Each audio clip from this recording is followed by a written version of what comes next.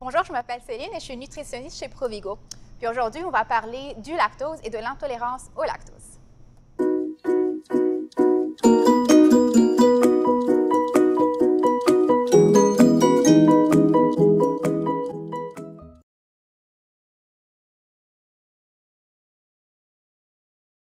Alors, pour commencer, c'est quoi le lactose? Le lactose, c'est le sucre qu'on trouve naturellement dans le lait, que ce soit le lait de vache, le lait de chèvre ou le lait de brebis.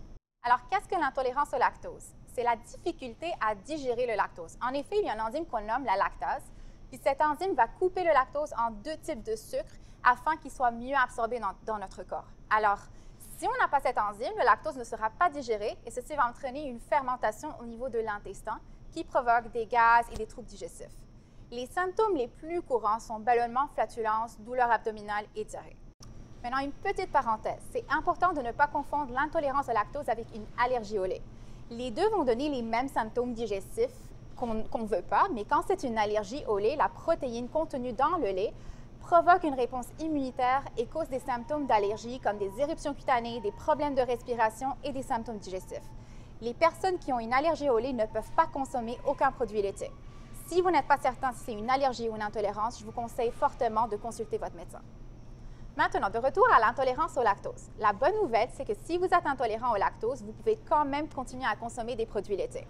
En effet, il existe des aliments qui contiennent peu ou même pas de lactose. Par exemple, les fromages à pâte dure, comme par exemple le cheddar ou le fromage suisse, ont naturellement une teneur très faible en lactose, ce qui les rend plus faciles à digérer. Le yogourt est aussi souvent bien toléré par la majorité des clients car c'est un produit fabriqué suite à la fermentation du lait. Donc, les bactéries qui sont ajoutées au lait vont convertir une partie du lactose en ce qu'on appelle l'acide lactique. Puis, le yogourt grec, il est pas mal intéressant parce que non seulement il contient plus de protéines, mais aussi moins de lactose. C'est comme un 2 en 1.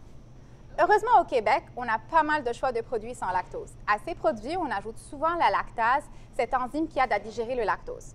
Puis l'allégation sans lactose sera mentionnée sur l'emballage, comme par exemple, vous pouvez voir ici. Finalement, il y a aussi l'option de prendre des enzymes digestifs avant un repas qui contient des produits laitiers, comme par exemple une soirée de pizza en amis.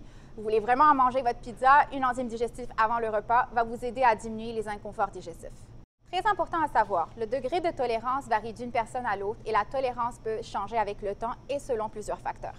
Chaque personne est unique et a son seuil de tolérance au lactose. Ce que je recommande souvent à mes clients, c'est de faire des tests avec différentes quantités et différents types d'aliments contenant du lactose pour découvrir ce qu'ils sont capables de tolérer.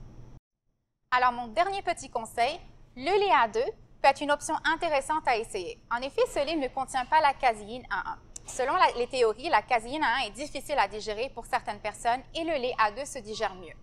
Je remarque que plusieurs de mes clients tolèrent beaucoup le lait A2, mais attention, ce lait contient autant du lactose que le lait régulier. Donc, si vous planifiez l'essayer, commencez par des petites quantités et augmentez graduellement si bien toléré. J'espère que cette capsule a été informative. N'hésitez pas à vous abonner à notre chaîne YouTube. Puis à bientôt!